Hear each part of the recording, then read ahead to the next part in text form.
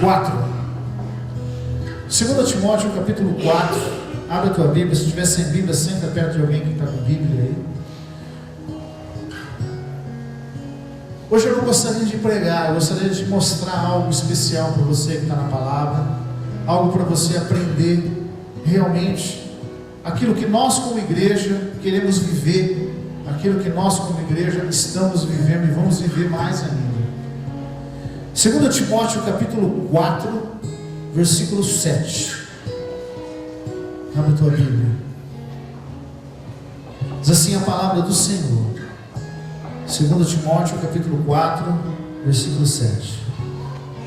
Diz assim: combati o bom combate, completei a carreira e guardei a fé. Amém? Vou ler de novo. Combati o bom combate, completei a carreira, guardei a fé. Amém? Fecha os olhos. Deus eterno, nós te louvamos nessa noite. Obrigado pela presença do teu Espírito nesse lugar. Que o teu Espírito Santo seja a fonte a falar nessa noite, a fonte a jorrar do nosso coração. Que o Espírito Santo seja o nosso conselheiro, o nosso caminhar. Que seja, Senhor Jesus, aquele que pega em nossas mãos e nos leva a se tornar a noiva que o Senhor Jesus vai se encontrar. Que nessa noite a tua presença venha tomar as nossas vidas e que o Espírito Santo venha nos falar conosco grandemente, em nome de Jesus. Amém? Amém. Querido, versículo 7 de 2 Timóteo diz: combati o bom combate, completei a carreira, guardei a fé. Quem está falando isso, quem escreveu isso, foi um velho, um senhor de idade, um apóstolo, um homem de Deus, chamado Paulo. Paulo, ele viveu intensamente o mover de Deus na vida dele. Intensamente ele viveu a vontade de Deus na vida dele. Não quer dizer que ele não teve lutas. Não é à toa que ele disse que ele combateu o bom combate. Não é à toa que ele não teve momentos em que ele disse que ele estava fraco fisicamente, porém dizer que ele estava forte espiritualmente. Que ele passou diversas dificuldades. A Bíblia fala e ele descreve diversas situações. Apanhou, foi perseguido, foi para a cadeia, teve naufrágio, passou um dia e uma noite inteira praticamente na voragem do mar, foi chicoteado, quase morreu por apedrejamento praticamente, mas tudo isso ele passou, e ainda ele chamou isso de um bom combate. Fala a pessoa que está do teu lado, está reclamando da lutinha que você está passando. Falou assim: nem começou, está no primeiro round. Fica firme. É um bom combate. Amém? Esse homem, quando ele escreveu essa carta ao seu filho Timóteo, ele estava no final da vida dele. Ele havia passado, depois que ele recebeu Jesus, ele havia passado 10 anos ali entre a Arábia, entre Tarso. Ele passou distante de tudo, porque ele queria receber algo de Deus. Depois dos outros 10 anos do ministério dele, foi intenso. Ele pregava, ele viajava, ele abria igreja, ele curava, fazia grandes milagres, grande sabedoria.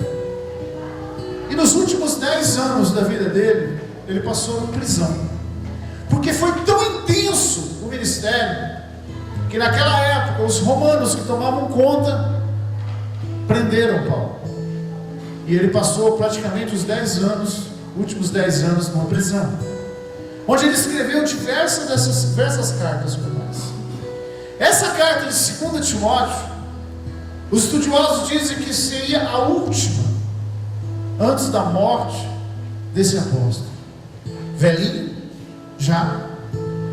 Mas o que eu quero trazer para vocês é a sabedoria que Deus está querendo ensinar eu e você.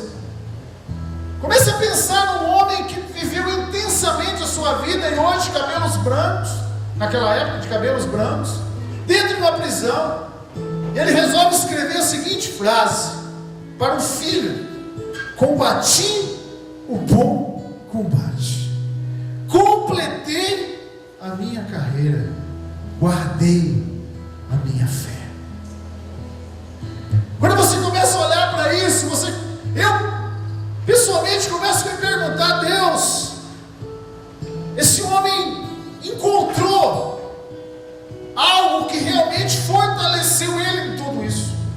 Realmente ele encontrou um caminhar onde no meio dos combates ele conseguiu ser forte, onde no meio das lutas ele conseguiu ser corajoso, onde no meio das grandes batalhas o medo, a vontade de desistir não aconteceu. Se aconteceu, ainda algo dentro dele gritava mais alto, em que ele não parou, a ponto de ele dizer: combati o bom combate. Mais do que isso, esse senhor acabou escrevendo: eu completei a minha carreira. Completar a carreira, ele está dizendo que aquilo que Deus chamou ele para fazer, ele fez. Aquilo que Deus colocou na mão dele para fazer, ele fez. Fala para o teu irmão: aquilo que Deus tem colocado na tua mão, você tem feito? Ou você tem olhado o que os outros estão fazendo? E você está almejando o que os outros estão fazendo, mas você vai esquecer de fazer o que Deus colocou na tua mão. Você começa a olhar e ver que Paulo diz que ele completou a carreira dele, não dos outros. Então aquele senhor, aquele velhinho de cabelo branco, chegou no final da vida dele e fala: Senhor, aquilo que o Senhor pediu para mim, eu fiz. Eu completei o meu chamado. E aí eu começo a me perguntar: Senhor, aonde ele conseguiu encontrar forças para completar o chamado? Porque não é fácil. Quantas lutas, quantas dificuldades. Às vezes você está ali fazendo uma obra na vida de alguém, e de repente esse alguém, que você acha assim: agora vai romper, agora vai ser um grande homem de Deus, vai estar junto, nós vamos fazer essa grande obra. De repente essa pessoa larga tudo, desiste de tudo e vai embora longe de você. E aí você fala assim: meu Deus, paguei um preço tão alto por essa pessoa, vivi ali, ensinei, mostrei, e ainda não aconteceu. Não é fácil, porque você está trabalhando com pessoas, você trabalhando com a presença de Deus, e você está ali se dando, e você muitas vezes não vê algumas coisas acontecendo de imediato, mas vê ele não. Ainda assim, quando ele ficou sozinho, porque diz aqui na carta que todos haviam abandonado, apenas Lucas estava com ele, ele ainda assim virou para Deus e falou: Senhor, eu completei a carreira. Deixa eu dizer algo para você: completar a carreira não é fazer uma multidão estar atrás de você. Completar a carreira é você ouvir o Espírito Santo falar para você: o que eu pedi para você, você fez. Fala para o teu irmão, olha para ele e fala assim: completar a carreira não é ganhar o mundo, mas é ganhar o coração de Deus e fazer a vontade dele. Talvez Deus, fala para ele, não chamou você para plantar uma floresta, mas chamou você para plantar algumas árvores. E quando Deus olha lá de cima, tem uma floresta enorme plantada. E se você fica olhando para as pessoas que estão em volta de você, ou as pessoas que estão longe de você, e esqueceu de plantar suas árvores, vai ficar um buraco vazio lá do céu.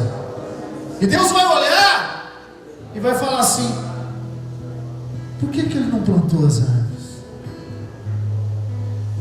Nós precisamos aprender com esse velhinho que aquilo que Deus chamou para você para fazer, faça com intensidade, faça com dedicação. O teu chamado é tão importante como qualquer chamado de qualquer pessoa. Você pode dizer amém? Você pode dizer aleluia? Esse velhinho também, ali, idoso, vira e fala assim: eu guardei a fé. Ele guardou a fé. Mas você começa a ver um homem que fez tantas coisas, um homem que realizou grandes coisas, e você fala assim: não, mas esse homem teve grande fé. Grande fé ele teve, mas ele passou por muitas lutas, mais do que você. Paulo, ele ficou os primeiros minutos da conversão dele foi muito diferente da tua. Saulo ficou cego durante 3 dias. Você não, você enxerga desde quando você conheceu Jesus. E ele teve que crer que ele seria restaurado. Esse mesmo Saulo passou toda a vida dele sem esposa. Fala para um homem que está perto de você: se Deus te chamar para ser solteiro, hein? Segura aí. Ô glória! Quem quer ficar a vida inteira solteiro, levanta a mão. Está vendo? Está vendo a fé desse Saulo? Está vendo a fé desse Paulo? Vira para uma moça perto de você e fala para ela assim: mulher também. Se Deus chamar você solteiro a vida inteira, não vai ter abraço e beijinho não. É solteira. Quem quer ficar solteiro aqui que estão? Tá vendo? Ninguém quer. Tem gente que já amarra. Verdade. É assim, meu querido. E esse velhinho, ele escreve essas 3 frases praticamente, mostrando que ele encontrou algo que foi fortalecendo a vida dele. Ele encontrou algo que ele foi vivendo no meio de tudo isso. Querido, Deus trouxe você aqui nessa noite não para fazer de você apenas alguém que frequenta uma igreja, porque frequentador de igreja está cheio no Brasil, está lotado. As igrejas, elas estão lotadas aqui no Brasil. Eu quero saber quem é seguidor do Cordeiro, porque encher a igreja é uma coisa, seguir o Cordeiro é outra. Seguir o Cordeiro é passar o que Paulo passou, é viver o que Paulo viveu, e ainda chamar isso de bom combate, chamar isso de carreira, chamar isso: eu guardei minha fé. Mas eu quero nessa noite te mostrar alguns passos muito simples que esse homem fez, e que Deus tem falado muito no meu coração, e eu tenho buscado isso. Querida, a primeira coisa, olha aí que diz o versículo 9. Eu quero ser bem rápido com você nessa noite. A primeira coisa que esse homem fez é que esse homem não quis andar sozinho. Fala para o teu irmão: para de andar sozinho. Fala assim: não existe vida de fé individual. A fé, ela é um grupo de pessoas. Por isso que não existe igreja de uma pessoa só. Igreja é um grupo de pessoas. Olha o que diz aqui no versículo 9. Ele diz assim: procure vir ter comigo depressa. Querido, esse velhinho começa a nos ensinar que ele era um homem que não gostaria, não queria andar sozinho na vida com Deus, de jeito nenhum. Ele era alguém que sempre estava com alguém. Se você ler a palavra no livro de Atos dos Apóstolos, você vai ver que Paulo estava andando com Silas, Paulo estava andando com Timóteo, Paulo estava andando com Barnabé. Querido, Paulo não fazia a obra sozinho, ele não andava a vida com Deus sozinho. Meu querido, pega no braço do teu irmão, chacoalha ele e fala assim: para de andar sozinho. Você precisa de pessoas de Deus junto com você. Você precisa de homens e mulheres que ministram sobre a tua vida, que te mostram direções, que te aconselham, que te falam sobre o Evangelho, que te mostram o caminho a andar, em todas as áreas da tua vida. Você quer ver um exemplo muito claro? Quem é jovem aqui, levanta a mão. Deixa eu fazer uma pergunta. Fica com a mão levantada, você que é jovem. Vou fazer uma pergunta para você. Olha para mim. Você sabe tudo sobre casamento? E está doidinho para entrar nisso?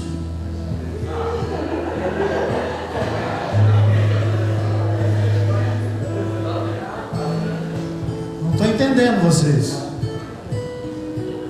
É engraçado isso, porque você começa a ver que o jovem, quando ele resolve namorar, ele não pergunta para ninguém. Quando ele resolve noivar, ele não pergunta para ninguém. Quando ele resolve casar, ele não pergunta para ninguém. É tudo comunicado. Olha, estou namorando, vou ficar noivo, pai, vou casar. É um comunicado. Mas ninguém chega e fala assim: como é que é o namoro? Como é que eu devo namorar? Como é que eu devo noivar? Como é que quando eu casar, o que eu tenho que fazer para não errar tanto? Mas essas perguntas não vêm. Por quê? Porque você insiste em andar sozinho.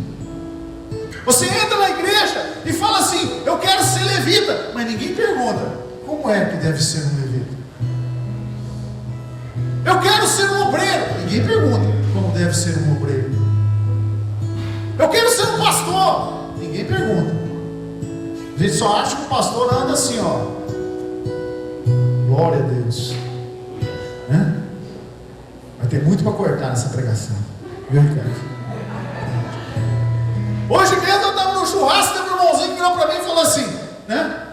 O churrasqueiro chegou para mim e falou assim: ô pastor, saiu a carne. Olha, privilégio, hein? Glória a Deus. Fui lá, o irmãozinho virou e falou assim: ei, um dia eu quero ser pastor. Nossa, quanto privilégio. Eu virei para ele e falei o seguinte: eu vou te arrumar umas coisas para você fazer, para você ver quanto que é bom ser pastor. Não vou falar o que eu falei não, mas tudo bem. Amém, estou brincando, meu irmão. Mas esse velhinho, a primeira coisa que ele fez na vida inteira, ele não andou sozinho. Meu querido, nós aqui como igreja, nós temos esse hábito, um caminho. Nós queremos andar com você, você andar conosco. Você precisa ter pessoas perto de você. Querido, talvez você fale assim: mas será que todos os meus problemas vão ser resolvidos se eu andar com alguém? Não, nem todos. Ou na grande parte talvez não. Mas tem uma coisa que você ganha, e ganha muito, quando você tem alguém para você abrir o coração. Essa pessoa, se ela não pode resolver algo para você, ela vai fazer no mínimo te ajudar e muito, porque a partir daquele momento você ganhou uma pessoa que vai estar orando por você.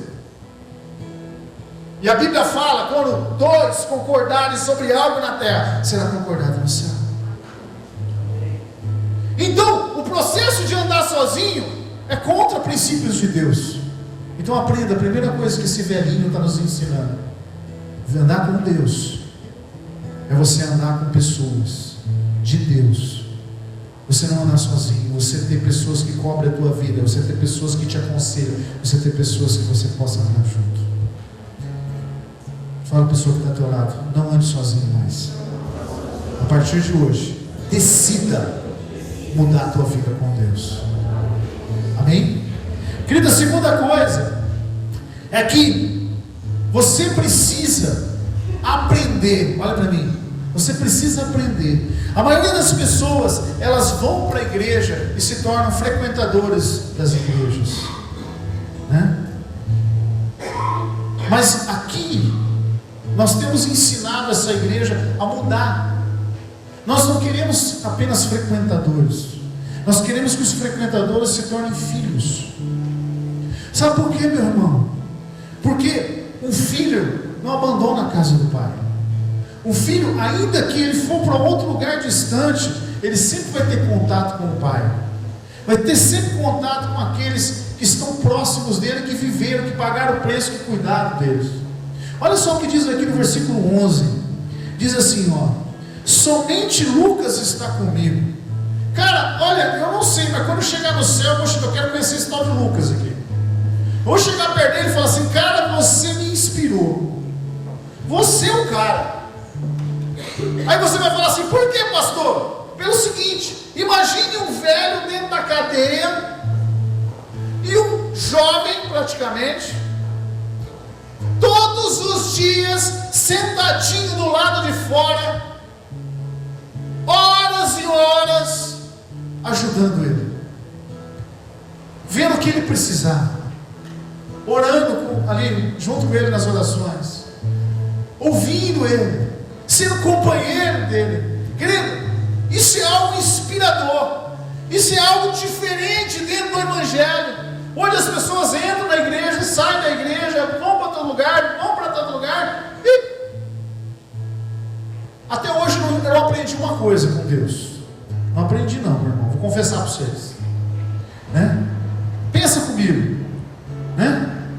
O irmão vem para a igreja, está junto conosco aqui, e o pastor está orando, os irmãos estão orando, e ele começa a fazer algo com Deus aqui, está firme, está com Deus, e a gente orando junto, chorando junto em algum culto, né? Deus falando com ele, falando comigo, falando com outras pessoas. Aí o irmão chega para mim e fala assim: pastor, eu orei e Deus falou para mim ir para um outro lugar. Com toda sinceridade, meu querido, não acredito nessa oração. Não acredito que Deus falou com ele, porque Deus não é Deus de confusão. Deus não ia falar para ele e não falar para mim, porque eu estou orando para abençoar a vida dele, nós estamos cumprindo a vida dele, ele tem orado para fazer parte disso, e de repente Deus fala só com ele e não fala comigo. Não acredito nessa oração. Eu acredito numa emoção muito grande. Sim, de repente a pessoa foi no lugar, sentiu uma emoção, ai que gostoso está aqui, não sei o que, acho que aqui é o meu lugar, acho que Deus está falando. Aí o pastor lá da frente está pregando uma palavra, né? Está pregando uma palavra, aí ele fala assim: Deus falou para Moisés, Moisés, aqui é o teu lugar. A pessoa fala assim: Deus está falando comigo, aqui é o meu lugar. Aí vai lá, vem e fala com o pastor que tem orado, jejuado, cuidado da vida dele, e diz que foi Deus que falou. Fala a pessoa que está do teu lado: Deus fala, mas Deus não é com Deus de confusão, não. Deus é sério. Deus, ele tem compromisso e aliança. Deus respeita as alianças que você faz. Vou dar um exemplo: o casal que esteve aqui na frente hoje, como outros casais que vêm aqui, Deus respeita essa aliança que eles fizeram. Eles disseram assim para Deus, como outros casais aqui apresentados, disseram assim: Deus, eu vou cuidar dessa meu filho. Claro que ele vai cuidar, é filho dele, filha dele, vai cuidar. Mas Deus também quer que eles assumam aquela posição: eu vou cuidar para que ele cresça e aprenda os caminhos do Senhor. Querido, Deus honra com isso. Deus quer isso, um compromisso. De forma alguma diferente quando você assume algo com Deus. Por isso que aqui Lucas é o grande exemplo para você e para mim. Fala para o teu irmão: Deus não chamou você apenas para frequentar uma igreja. Deus te chamou para você se tornar filho e construir uma família chamada igreja. Quem recebe essa palavra, diga amém. Eu vou repetir isso. Deus não chamou apenas você para frequentar, a ouvir e crer. Deus está chamando você para se tornar filho desse lugar e transformar esse lugar numa família, em nome de Jesus. Quem recebe essa palavra, dá glória a Deus.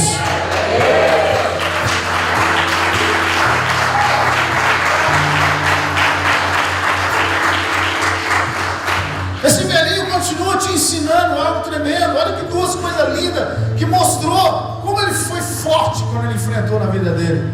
A terceira coisa, meu querido, versículo 13, olha aí na tua Bíblia.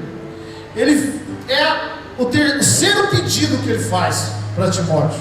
O primeiro pedido que ele fez para Timóteo era que Timóteo viesse logo encontrar com ele. O segundo pedido que ele fez para Timóteo, ele falou que Lucas estava com ele para ele trazer João Marcos junto. Terceiro pedido, versículo 13: quando vieres, traze a capa que deixei em Troas. Pergunta para mim, pastor? Fala bem alto, pastor? De quem que era a capa? De Paulo. A capa era de Paulo. Agora fala comigo, pastor? Quem ia trazer a capa? Timóteo. Quando você começa a entender isso, Paulo havia deixado a capa dele, num determinado local. E ele vira e fala assim: Timóteo, passa lá, pega a minha capa e traz para mim. Não era algo assim de 2 minutos, de 10 minutos. Era uma viagem. Às vezes demorava dias aonde Timóteo estava para chegar onde Paulo estava. E Timóteo teve que ficar com essa capa alguns dias para poder chegar aonde Paulo estava e para entregar para ele. E eu fico imaginando esse Timóteo carregando essa capa. Eu fico imaginando esse Timóteo pegando essa capa, porque como era frio na época, ele se cobria com aquilo lá também. Mas a capa não era dele, mas ele se cobria. Mas a capa era de Paulo, mas ele se cobria. Mas a capa era o formato de Paulo praticamente, o jeito que Paulo usava, mas ele se cobria. E quantas vezes numa noite, quando ele estava coberto com aquela capa, ele falou assim: estou sentindo como se eu fosse o meu Paulo. Porque sabe o que eu aprendo com isso? Eu aprendo que eu e você precisamos andar debaixo de capas. Fala para o teu irmão, você precisa andar debaixo de capas. Sabe o que Deus está querendo te ensinar com isso? É que nós aqui, como igreja, nós temos a nossa capa. Nós como igreja temos aquilo que nós praticamos. E eu e você precisamos usar isso. Eu tenho falado há muito tempo, cada vez tenho falado mais, que nós temos uma igreja e somos uma igreja de oração em línguas. E eu vou falar muito claro com você, meu querido, não posso ser diferente. Se você é uma pessoa que não gosta de oração em línguas, acho que você está no lugar errado. Porque aqui nós somos uma igreja que nós queremos orar em línguas. Porque a palavra do Senhor nos mostra algo tremendo, que aquele que ora em outras línguas, ele se edifica. E quem ora em outras línguas não fala a Deus, não fala aos homens, fala a Deus. E a nossa capa é essa. Nós cremos que através da oração em outras línguas, Deus vai formar uma geração de adoradores nesse lugar. Quanto mais nós oramos em outras línguas, mais Deus vai formando as verdades dele dentro de você. Quanto mais nós oramos em outras línguas, mais aquilo que você não vencia, você começa a vencer. Aquilo que não acontecia na tua vida começa a acontecer. Aquilo que você não conseguia romper, você começa a romper. Por quê? Porque a palavra de Deus diz que quando você ora em outras línguas, aquilo que Deus tem para você começa a se formar dentro de você, e aquilo você rompe. Quantas pessoas estão patinando? Por quê? Porque as verdades não nasceram dentro dele. Fala para o teu irmão, quando você ora em outras línguas, hora após hora, as verdades são formadas dentro de você. E aquilo que você não consegue romper, você vai romper. Porque Deus te deu tudo o que você precisa através da oração. Amém? Quando você entende isso, nós somos uma igreja de adoração e queremos adorar. Queremos adorar sem ter muitas rituais. Hoje nós não pregamos dízimo. Para que pregar dízimo? Fala para o teu irmão: você crê no milagre do Senhor? Você crê que se você ser fiel, Deus vai fazer na tua vida? Quem crê nisso, diga amém. Se você crê, meu querido, você vai dizimar e ofertar. Mas aprenda, você precisa andar debaixo de um manto, uma capa. E nós aqui temos uma. E Deus está chamando você para andar debaixo dela. Deus está chamando você, porque quando você começa a andar debaixo de algo que Deus está ensinando, que Deus está mostrando, a tua vida começa a mudar. Eu gostaria de fazer uma pergunta para alguns irmãos aqui. Onde estava você há 10 anos atrás?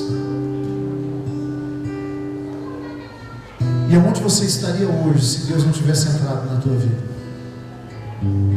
Alguns irmãos aqui estariam num boteco, enchendo a cara, bêbado, fedendo bebida.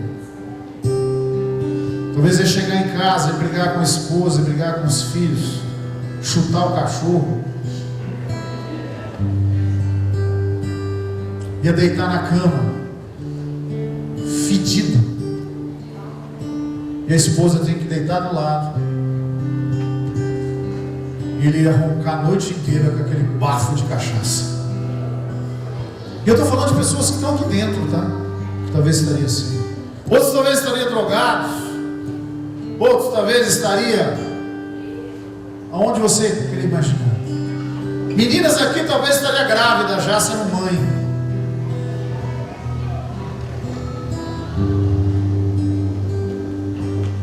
Fala para o teu irmão que está ao teu lado: graças a Deus que Deus te chamou. Deus te colocou aqui para você andar debaixo do manto e entender que Deus tem um grande propósito na tua vida, que os seus sonhos e os sonhos de Deus, que o que Deus está lutando por você, e Deus vai fazer você assentar sobre os montes, e aqueles que não acreditavam em você vão ter que ter dor de cotovelo, porque Deus vai honrar com você. Quem crê nisso, glória a Deus.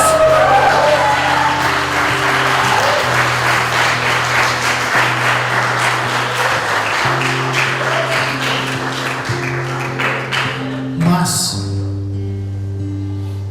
você precisa andar debaixo do manto que Deus está te dando aqui na igreja.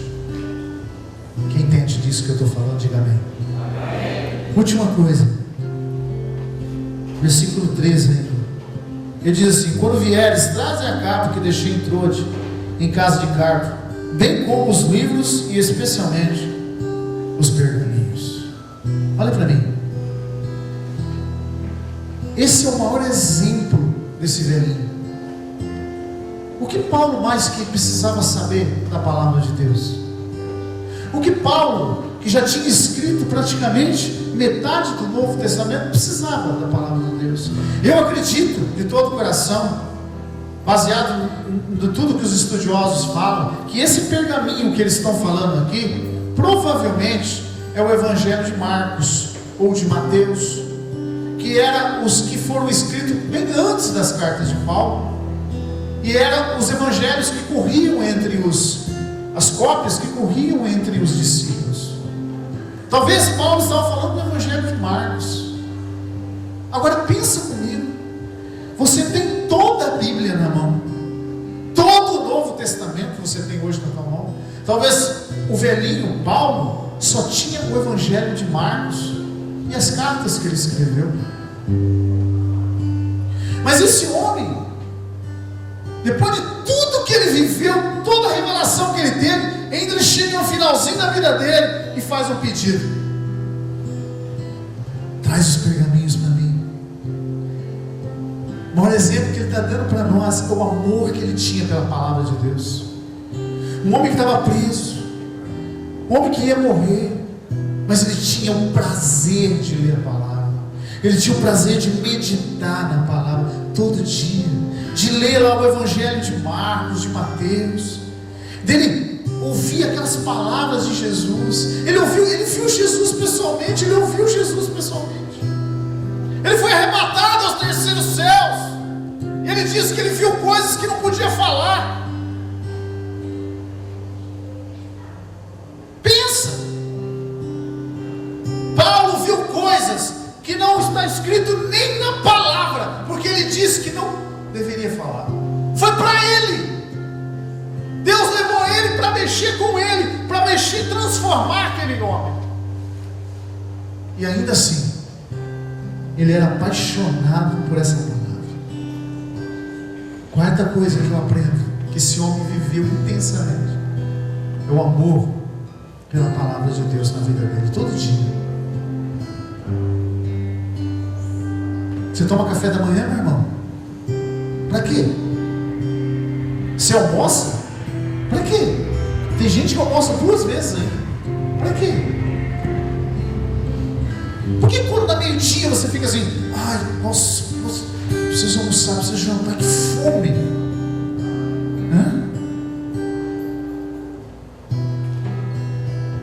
Eu sonho um dia que essa igreja, e todos vocês, e eu também, nós vamos fazer a mesma coisa. Quando chegar a determinadas horas, falar assim, nossa, eu não aguento, eu tenho que ler a palavra. Nossa, eu estou com fome, eu preciso ler o Evangelho. Eu não consigo dormir sem ler a palavra. Eu acordei, eu coloquei o pé no chão, eu estou atrasado para trabalhar, eu tenho que correr para trabalhar, mas não dá para sair. Eu vou chegar atrasado mesmo no serviço, mas eu preciso ler a palavra. Esse era o coração daquele velho. Aí você pergunta assim, você começa a ver isso. Versículo 7, olha a tua Bíblia aí. Agora eu creio que você vai entender melhor o que ele falou.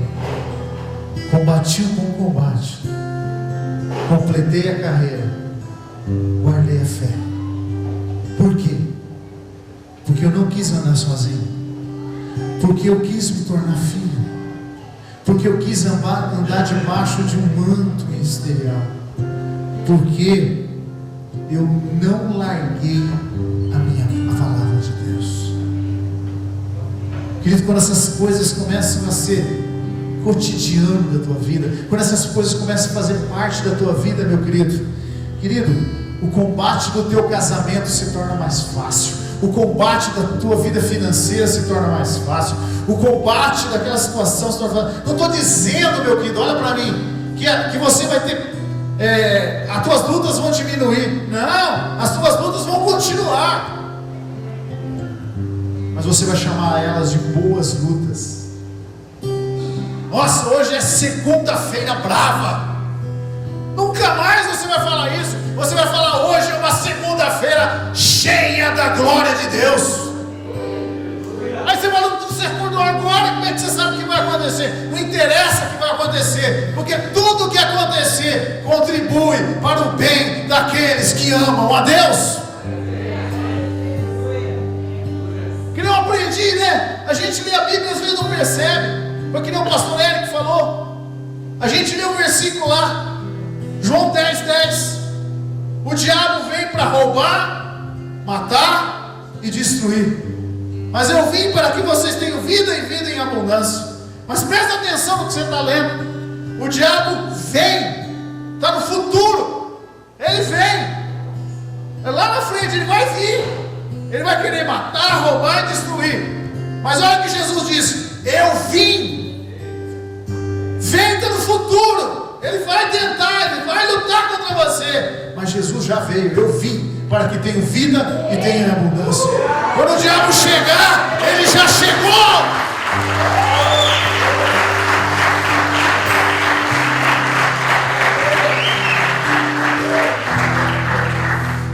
Agora olha para mim. Você acha que o diabo não quis matar Paulo? Você acha que o diabo não quis acabar com a vida de Paulo?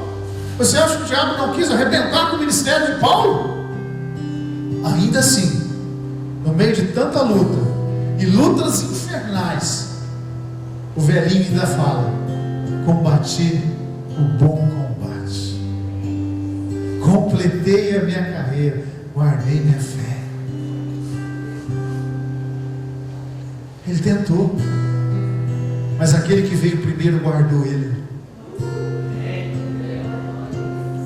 Mas esse homem, ele mostrou no final, nas últimas frases dele do Novo Testamento, como é que você vive esse bom combate, como é que você completa essa carreira, como é que você vive essa fé.